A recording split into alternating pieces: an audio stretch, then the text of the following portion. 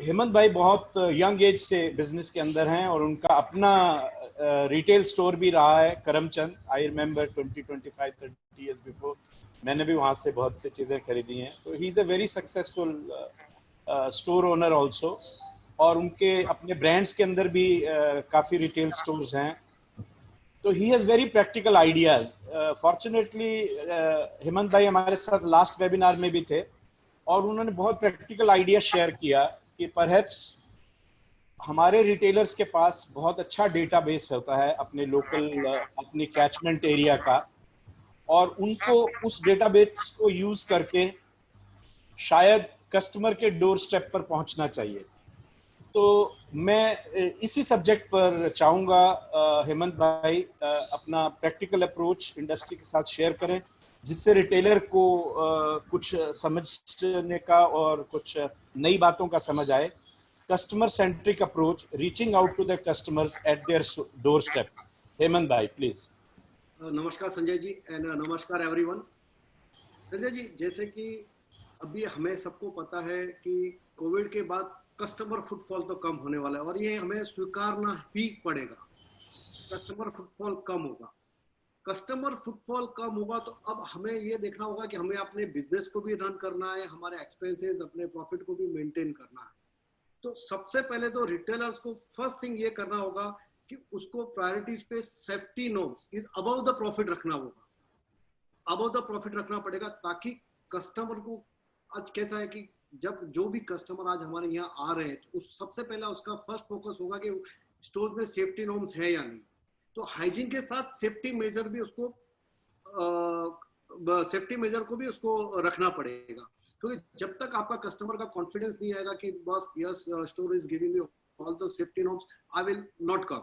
सो जो भी कस्टमर आ रहा है हमारे पास, ये राइट बात है कि कस्टमर फुटफॉल कम होगा। कस्टमर अगर सपोज पास्ट सीजन में अगर हमारे शॉप्स में अगर 50 कस्टमर आ रहे हैं तो इस बार हो सकता है 25 कस्टमर आ रहे। लेकिन एक बहुत अच्छी बात है कि जो कस्टमर आज आपके शॉप में आ रहा है वो क्वालिटी कस्टमर है, sincere customer and serious customer है। तो आधे प्रॉब्लम तो आपके ऐसे ही सॉल्व हो गए।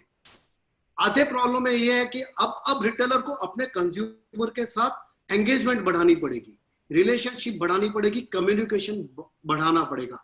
हमें ध्यान ये देना पड़ेगा कि हमें नंबर ऑफ यूनिट्स कैसे ज्यादा से ज्यादा बिके और बिल साइज कैसे बड़ी होगी।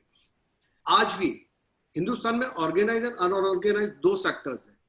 अनऑर्गेनाइज सेक्टर भी अगर देखें तो 13.8 मिलियन फैमिली रन बिजनेस है and 10% still is organise sectors.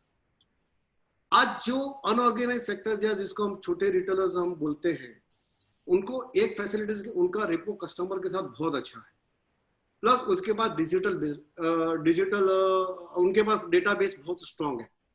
अब उनको थोड़ा सा अपने काम करने के तरीके में बदलाव लाना पड़ेगा।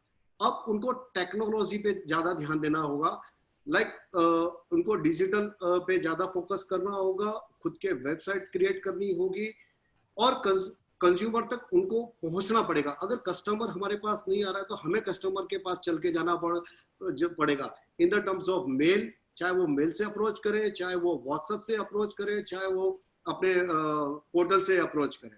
हमें वहां पे जाना पड़ेगा और हमारी सर्विसेज बढ़ानी पड़ेगी। जैसे मैंने लास्ट टाइम भी आपको बताया था कि कस्टमर को अगर कोई चीज उसको खरीदनी है तो वो एक के बजाय उसको 10 चीजें, सपोज मुझे एक शर्ट लेनी है तो मैं 10 शर्ट उसके पास लेके जाऊं, उसमें से उसको चॉइस दूं, वो अपना ट्रायल अपने घर पे करे और वहीं पे अपने हैंड डिवाइस से अपने उसको पेमेंट ले लेवे।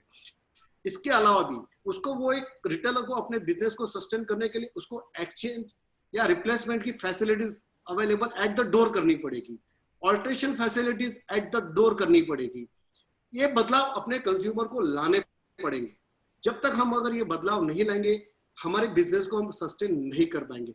अच्छा, जो कस्टमर हमारे शॉप में आ रहा है तो अब हमारे सेल्समैन के साथ भी जैसे हमारे एक इंसेंटिव बेस होते थे कि भैया आप ₹1,00,000 का धंधा कर लो, आपका ये इंसेंटिव है, अब उसको चेंज करना पड़ेगा, उसके केपीआई चेंज करनी पड़ेगी।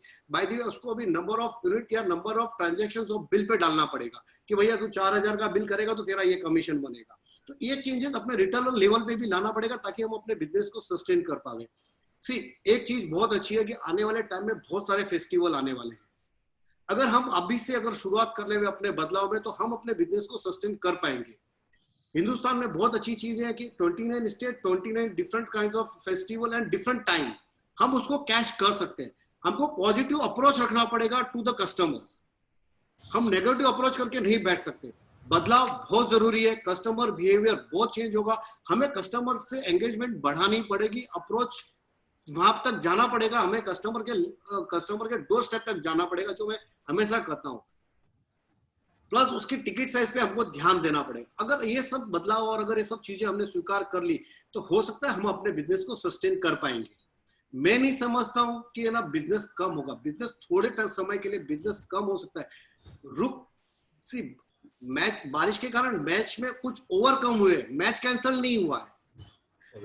अब ओवरकम हुए तो हमारे पास बहुत शब्द है कि हमें रन उतने बनाए, तो हमें बाउंड्री को फोकस करना पड़ेगा, दैट मीन्स हमारे बिल साइज को फोकस करना पड़ेगा।